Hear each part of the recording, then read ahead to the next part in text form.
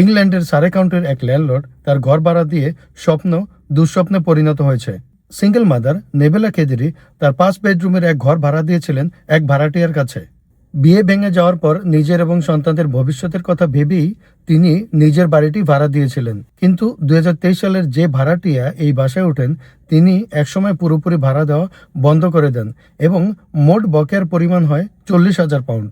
বাড়ির ভেতরের অবস্থা ছিল ভাষায় প্রকাশের বাইরে। রান্নাঘরের ড্রয়ার খুলে তার ভিতর আবর্জনা জমিয়ে রাখা হয়েছে, পচা খাবার, রুটি, চিজ, এমনকি ফ্রিজের ভেতরে ছিল মাকড়সার জাল।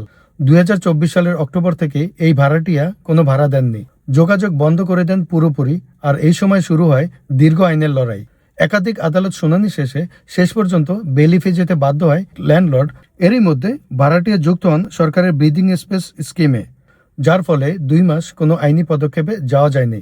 চলতি বছরের জানুয়ারিতে ভাড়াটিয়াকে বাড়ি ছাড়ার নোটিশ দিলেও তিনি বাসা ছেড়েছেন মাত্র 1 মাস আগে। এখন নিজের খরচ বাঁচাতে বন্ধুদের নিয়ে বাড়ি পরিষ্কার করছেন নেবেলা খেদেরি। আইনি খরচ, বকেয়া ভাড়া এবং মানসিক চাপে চরম বিপর্যস্ত হয়েছেন 2 সন্তানের মা খেদেরি।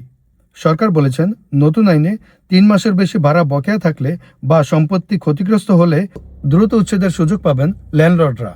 কিন্তু নেবেলার মতো অনেকেরই প্রশ্ন, এই সহায়তা কি যথেষ্ট দ্রুত আসে? হাসান মাহাদি, নেশন টিভি, লন্ডন।